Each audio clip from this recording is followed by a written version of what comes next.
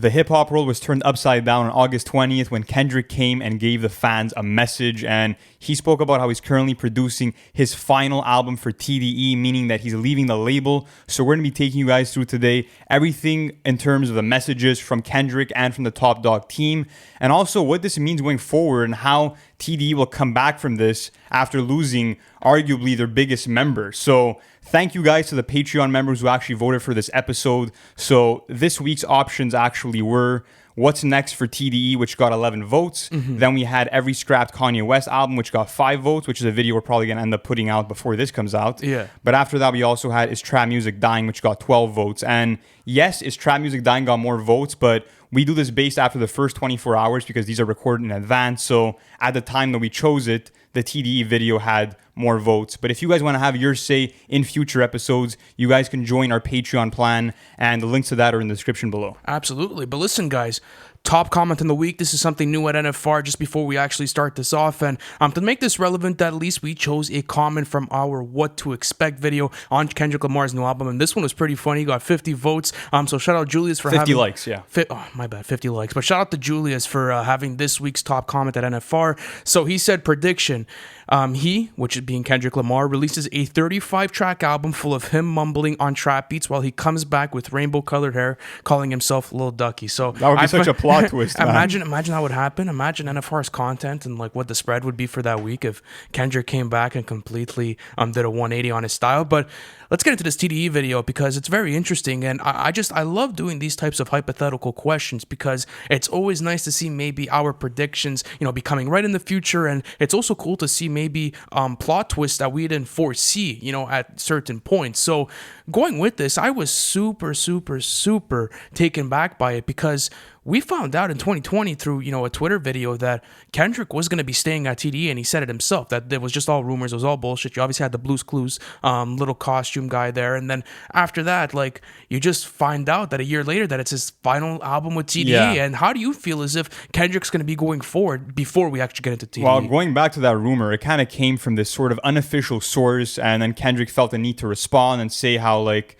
people are smutting my name and that, like, something about the sweat, or as he calls it, the pickle juice on Top Dawg's head that keeps his cap together is kind of the same thing that keeps Kendrick so connected to Top Dawg and to T.D.E. So after that video came out, I'm like, okay, he's definitely staying loyal. I mean, he's been there for so long, so why would he leave?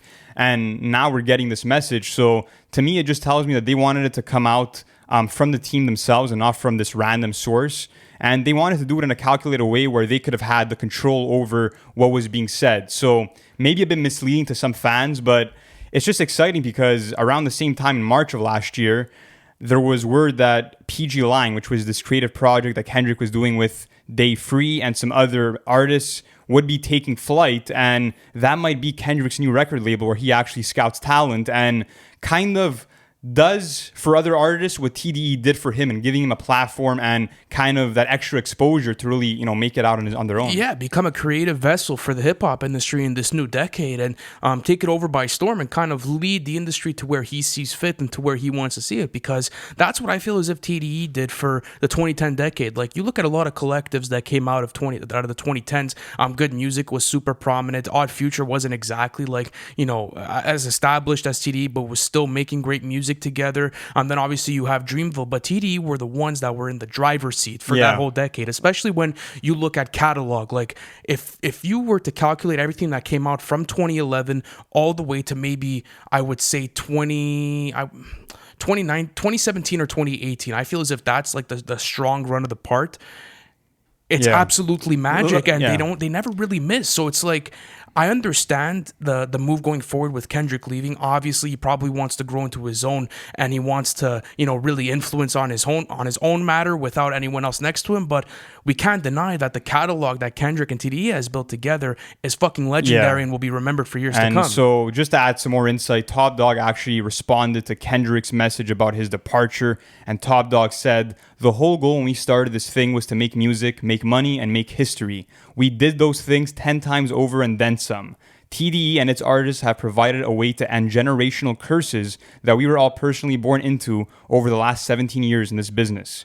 With this being Dot's last album on T.D.E, this is more of a victory lap, a celebration. I know he will be successful in whatever it is he decides to do, and will have our full support. As for Top Dawg Entertainment, we will continue to grow, develop, and give artists the platform to expand in whatever they choose. Heart, honor, respect, and Top Dawg, obviously from Top Dawg. And this was great to see because they're celebrating the fact that Kendrick literally beat the game. I mean, there's not much more that he could have done to excel personally as an artist under T.D.E. I mean, yes, he has this final album, which is going to be, probably groundbreaking, and we'll get into that later. But 4 back-to-back masterpieces, arguably, and at this point, it's only fitting that Kendrick probably only has, I would say, at the most 2 or 3 projects left. So why not kind of kick off this PG Lang label with 1 or 2 of his last projects ever, and then keep the generations of artists kind of funneling through PG Lang, which is going to be his own creation and direction. So I'm happy that Top Dawg kind of respects the actual decision. So how did you feel about the message? I loved it. I feel as if it was sort of a thing where like Messi was leaving Barcelona. Like that's the sentiment I've been getting. It's like a legendary run over now. Like, fuck, we're getting one last dance and then we're going to see this all unfold in front of our eyes. Like that's what I feel as if is the craziest part about all of it. It's not necessarily the whole thing that Kendrick won't be making music anymore under T.D.E.'s label. It's just, I feel emotional about it because I came up through this hip hop scene listening, through that vessel. I always had my ears glued to T.D.E.'s camp, especially Kendrick. And, these people have formed my listening and have formed my ear for music. So it hits like a nostalgic string. I think that's like the biggest thing for me. And it's so cool to see where T.D.E. is going as a label because they actually have great fucking talent. And anyone who's saying that T.D.E. is done without Kendrick, I mean, that's such an ignorant comment to make. They have some of the best talent in the industry still. I don't think it's a case where like the whole, label's going under. Like that would be completely false to say. But how about you? What's your whole stance on this? And where do you think T.D.E. is going to go next as far as, let's say, content or artists go? Listen, before recording this, we had made that analogy that this is like Lionel Messi leaving Barcelona. And it's because, I mean, they're both 2 of the greatest of all time in their own respective fields. And I mean, if you look at the amount of trophies a player like Messi has and all the accolades, you can associate that right back to Kendrick because under T.D.E. he has like 13 Grammy wins, he won a Pulitzer Prize, and has a tour that sold out over $40 million and in like only 36 cities. I mean, this is legendary stuff. And just like Lionel Messi, he was kind of born and raised by T.D.E. He was signed on the label at the age of 15, man. Like the only artist that was on T.D.E. before Kendrick was J-Rock back in 04, and then a year later comes this kid who's just a wizard at rapping, and it's Kendrick Lamar. And to think that they've been in the struggle and that it took Kendrick, I would say, 7 or 8 years to actually become a huge mainstream commercial force in the game, to see that struggle and the beauty of that struggle, to see where Kendrick's at now, that's fucking amazing to me. And it just shows that this is an emotional moment because, like I said, T.D.E. practically raised him, and everything that he accomplished under the label is huge, not only for Kendrick, but for the label as well. But, I mean, in terms of where they go next without Kendrick, they just signed Ray Vaughn, actually, today. Yeah, and that was a great piece of news to have come out for this exact video because it's kind of like the transfer window when a team goes out and replaces someone else. I don't think this is a replacement. No. Kendrick's never being replaced. I'm just saying, like, you can't say that. It's just a new addition in the offseason.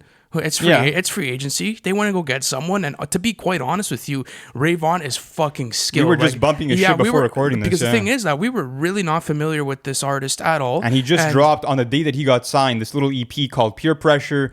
And there's songs like Tap, Top Shotas, and I'm going to go through it right here. Yeah, so he has a 2019 project called Idol. I have not had a chance to go through it. Not yet. If you guys have any recommendations as far as songs go and what you guys are fucking with, leave it in the comments. And then, as Lou just said, he dropped a 3-pack EP called Peer Pressure that is composed of Not Allowed, Top Shotas, and Tap. So interesting to see. But going back onto this T.D.E. conversation, I want to read out all of the years that each and every single one of these T.D.E. members got signed. So the way that they structured their label is extremely interesting, and you could kind of see how the OG members were the ones that really formed and made the foundation for it to grow. It's a genius plan.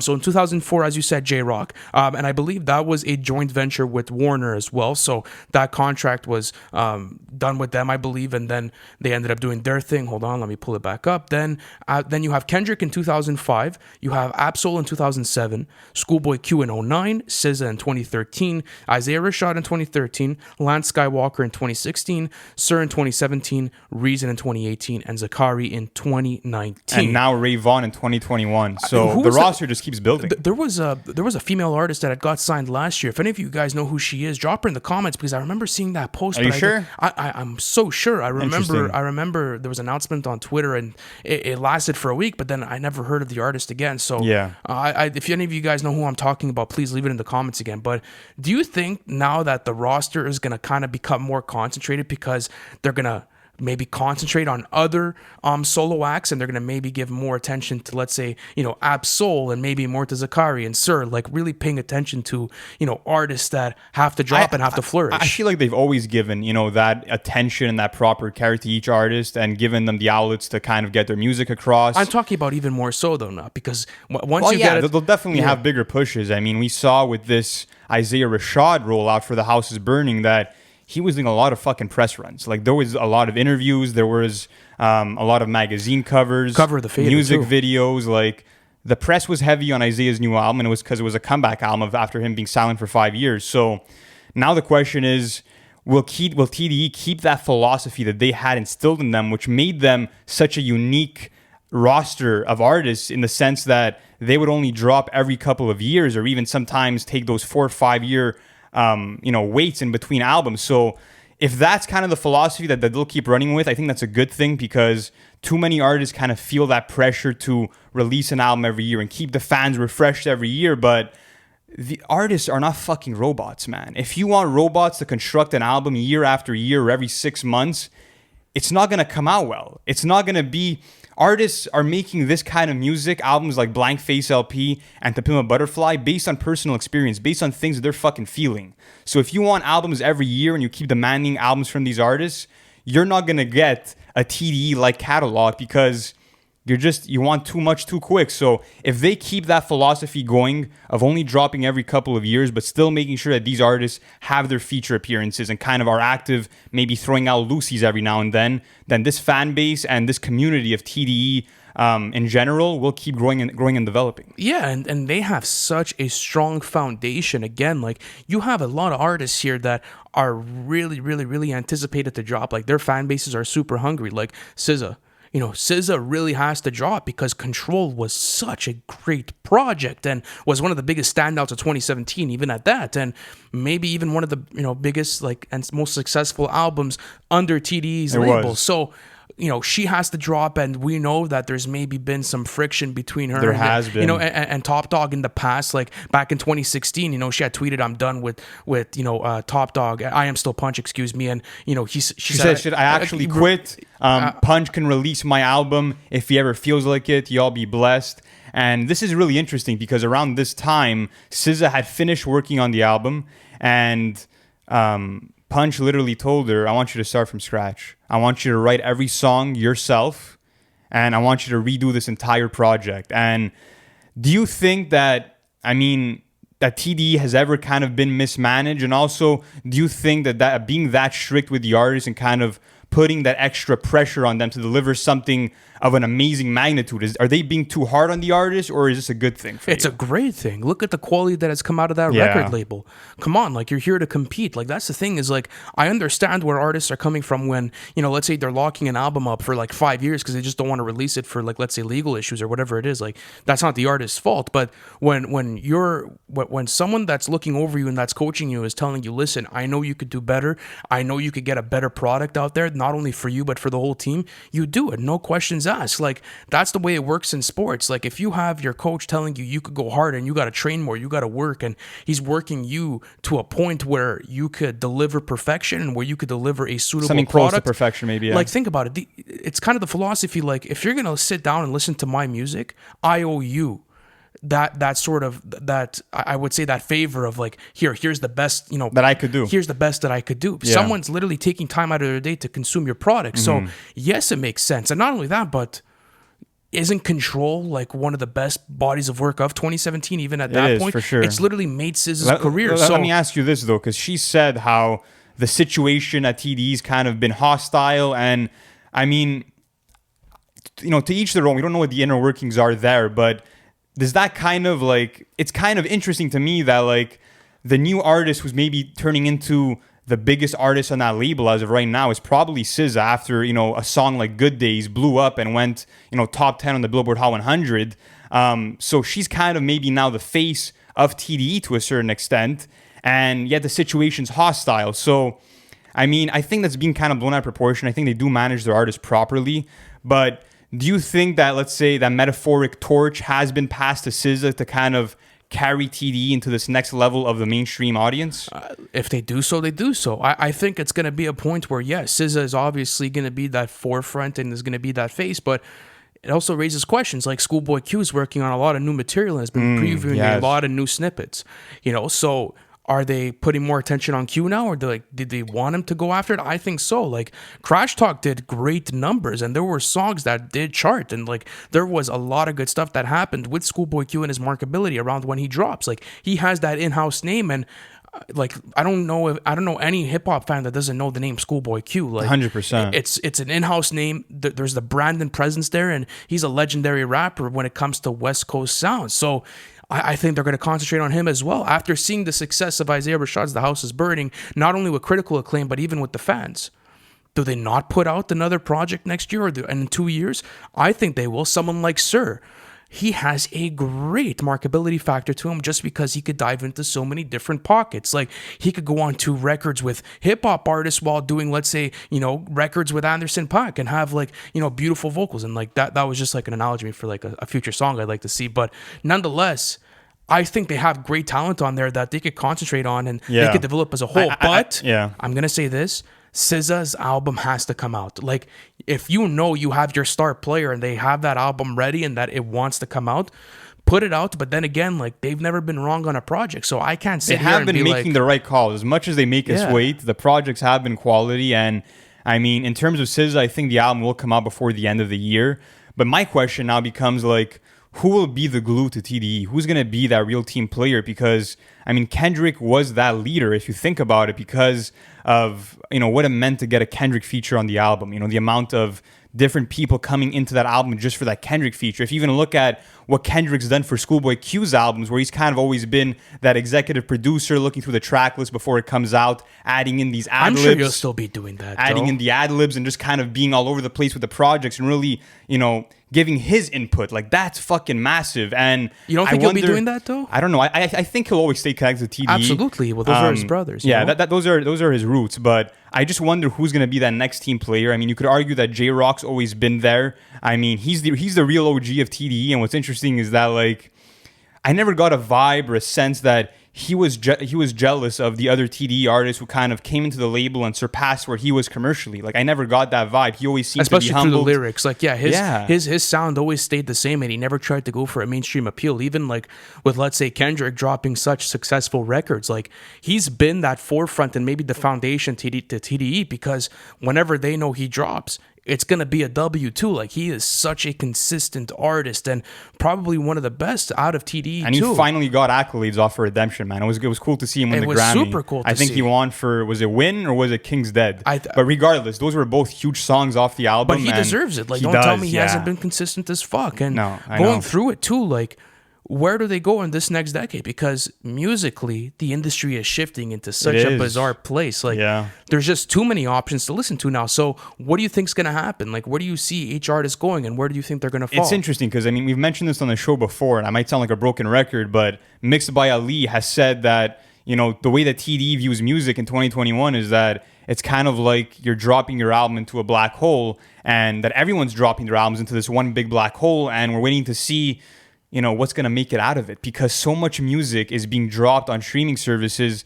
literally every week in the hip hop genre. That's true. So it's a different time, because you could be putting years and years of work and pain and passion into this project, And no one's really listening it to the same way they would have in 2016 when, you didn't get all these releases, when people actually had to go out of their ways, to these stores to buy physical copies. So it's a different kind of, sentiment when you're dropping an album now. But I hope they do keep that philosophy, and I hope that they don't go the radio route. Because one thing that I've loved about T.D.E over the years is that they've never tried to make that radio-friendly single. They never tried to, go against their values as artists just to fucking sell out. No, definitely. But I think they do know that they have marketable artists in their example, SZA. Like, I think SZA could cover that gap quite well, still while making, the best quality music. Like, she deserves to be there. And I think that she's, like, the next album she's going to drop is going to be one of the biggest of the year, 1,000%. But you're right. Like, I don't ever see Schoolboy Q trying to go for that approach. I never see Ab-Soul trying to go for that approach. I don't see it for J-Rock, and we didn't see it with Isaiah. Maybe just with the Uzi feature, but besides that, like, there's no. I feel as if there's never any, like, sort of, I would say, trips in their moves. Like, they're so well calculated and they go with it. So now looking at it, you have this really stacked roster that's all set to drop really anticipated projects. Do you still think that they're the forefront leaders of this industry? That's what I wanted to. That's what was on my mind right now, and it's interesting because I think it was a couple of years ago. I was at this panel somewhere, and Snoop Dogg actually said that to him, T.D.E are a better version of Death Row Records in the sense that they're better managed, and the artists kind of are able to have a good relationship with the management and also put out material that they're proud of. So that was kind of a cool comparison, and I feel like, especially in the 2010s decade, they were that label. And, me and you have had that conversation on the side of like, okay, the new decade's coming, there's T.D.E and there's Dreamville. I mean, of course, Griselda has always made their strides, and they're probably the biggest, force in the underground in terms of labels, but me and you have kind of gone back and forth, while Kendrick was still on T.D.E, and I was kind of saying how, Dreamville doesn't have the catalog, but they maybe have the more potential going into a new decade in terms of their roster. And I feel kind of the same way right now, because if there was a versus to go on right now, Dreamville versus T.D.E, T.D.E would fucking smoke them.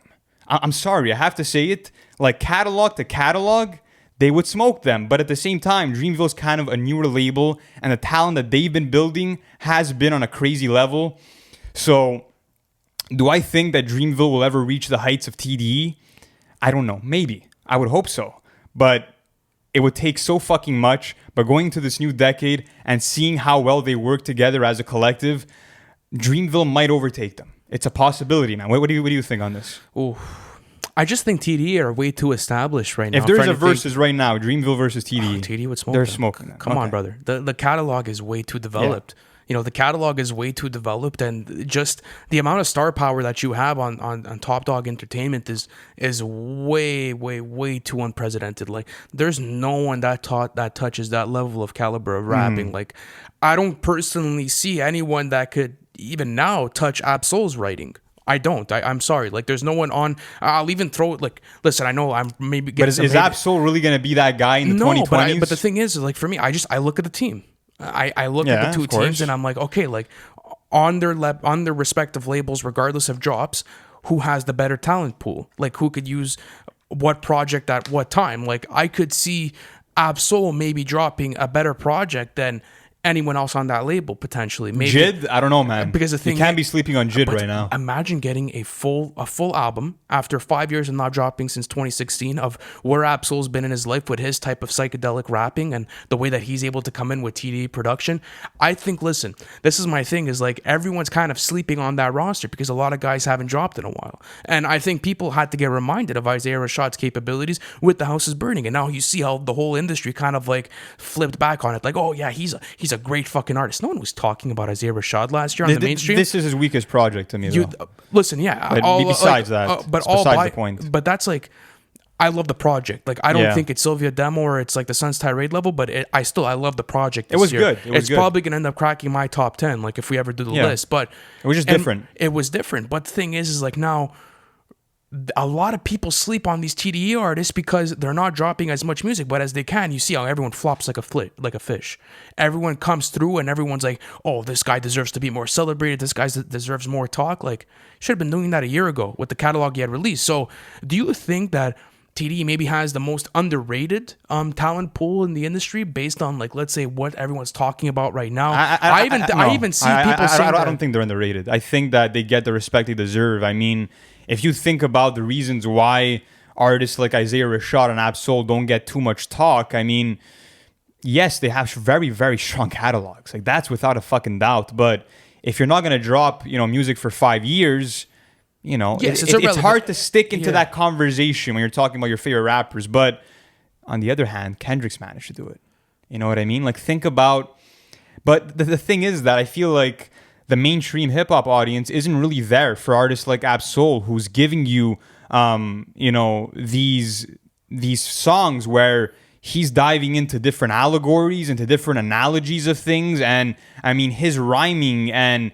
I mean, the guy's just a fucking poet, and the rapping and the bars are just so fucking complex that I feel like no one wants to decode bars like that anymore. So maybe that's what it is. Maybe the consumer is changing. We could attribute it to that. That's a good point, because that is true. Like, when you go through an Absol project, you always find these quirky flows, or you find maybe these, like, time changes that would throw off like a mainstream, listener. It's just layered, man. Because the thing is that I also feel like when it gets too complicated for the listener, they won't listen to it, because a lot of people, how they consume their music, it's just kind of like elevator music for them. They want something that they could kind of like bop their head to, or like while they do stuff. Not everyone, but some listeners of today. Yeah. I would say a good portion of people, like, if you think about the type of music that does the best pop wise, it's not very layered music that does well, and it's for a reason. Like, people don't have the energy, let's say, or the attention span to go through it. And that's not a bad thing, because maybe people are focusing on other subjects within life. But when you go through an Absol project, it feels like you're going to an art gallery.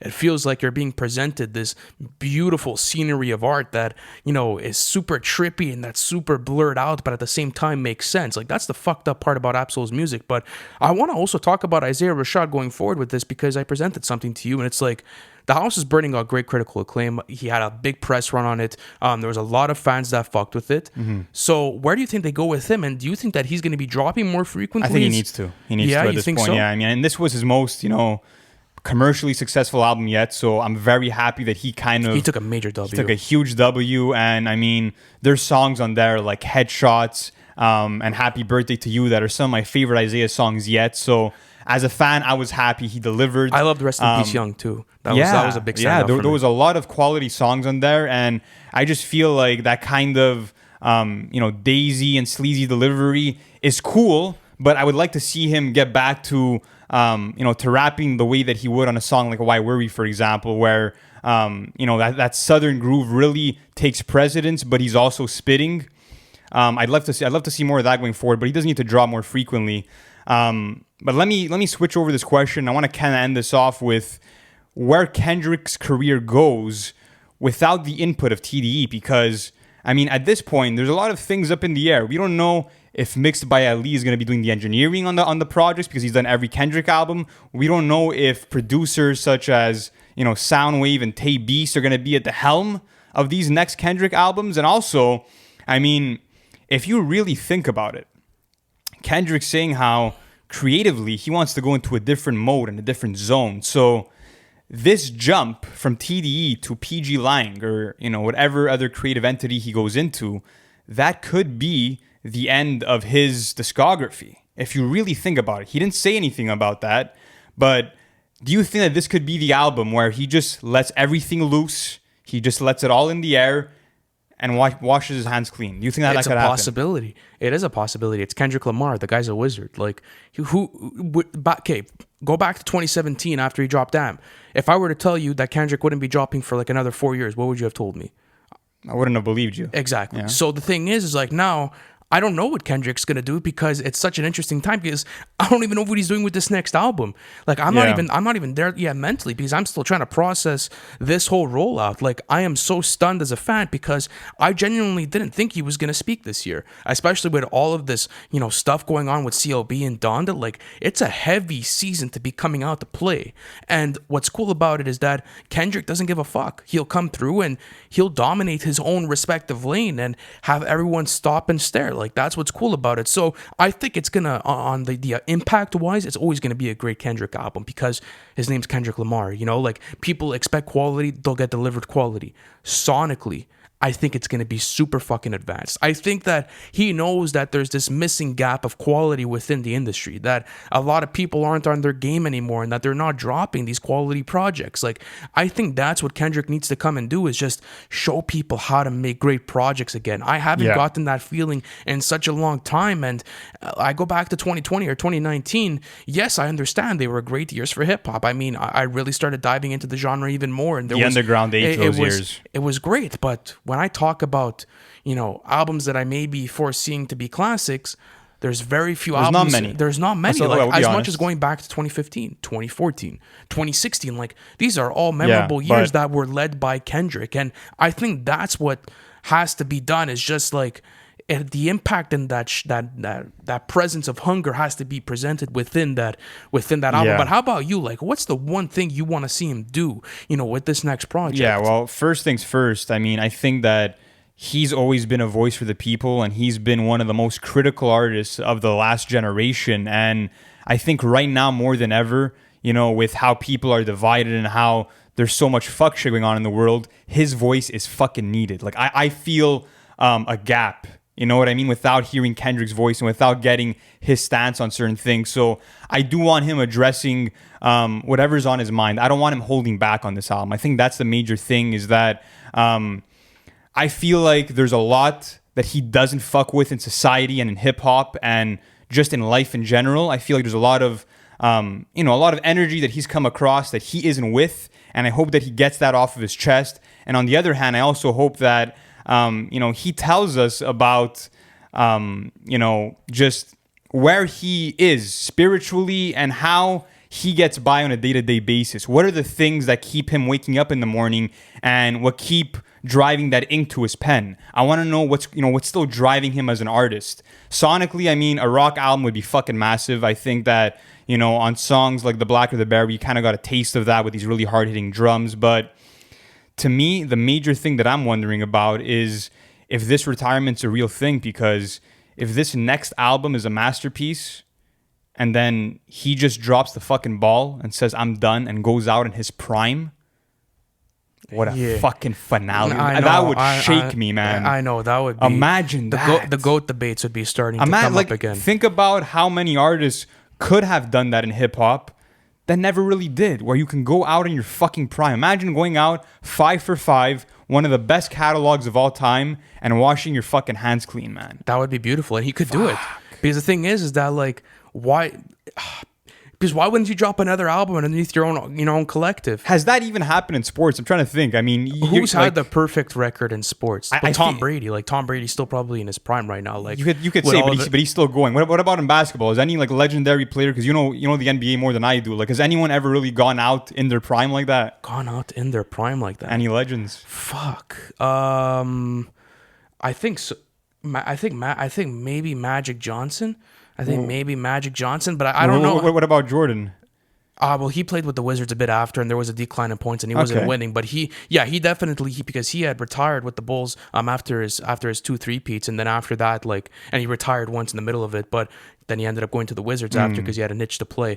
I'm trying to think. It's so uncommon. It's so uncommon, but I would say maybe the one athlete, and I know it's going to be a hockey analogy. The one guy I know that retired in his prime was Ken Dryden. That was the one guy. Yes. He had won 6 Stanley Cups in 8 years, and then after that he had pursued a career in politics. So that's the only athlete I could think off the top of my head. But I like this kind of new route in this situation for Kendrick because there's a lot of different avenues to explore, a lot of different avenues, man. And he's shown in the past that he doesn't give a fuck if he's not dropping. Like, Kendrick's catalog is way too heavy, and he's probably making a good amount of cash off of that catalog for him to be like, fuck it, I'm retiring. Like, what am I going to be doing here? Not only that, but Black Panther 2 is coming out. He's working on that soundtrack again, apparently. He's supposed to be. Yeah. So maybe that'll happen after this new album drops. Maybe he's going to drop the album and work on Black Panther again. So it doesn't necessarily enter his discography talks. Like, that's something else that I could see happen. But besides that, I mean, I think he really wants to develop Baby Keem. I think he understands... And some other artists. Absolutely, because I think he understands the potential with Baby Keem and his family. At the end of the day, he's obviously going to want to see,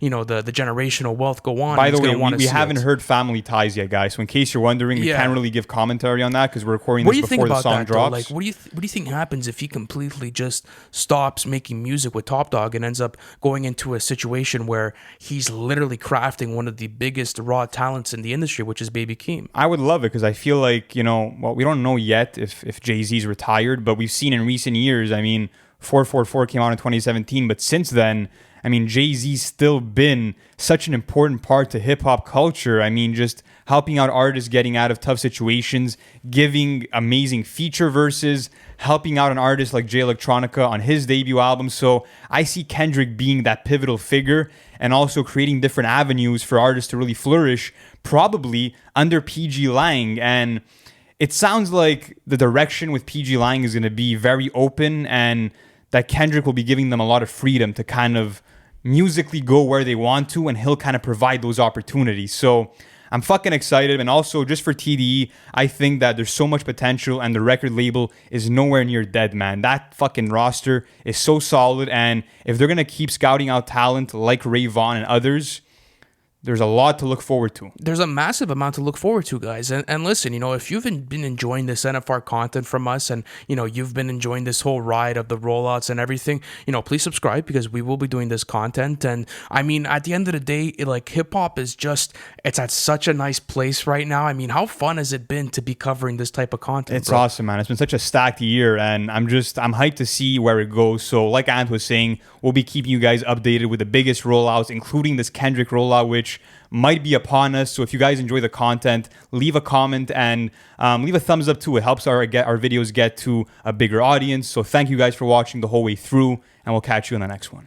Thank you for watching the video. It's always a pleasure doing content for you guys. Listen, if you haven't already, subscribe to the channel, because we're doing album reviews, and we actually have our series called Everything We Know, where we take you guys through the whole album rollout of the hottest releases of the year. Not only that, guys, but our Patreon plan is now live. You guys can access that in the bio. I appreciate you guys, and I'll see you on the next one.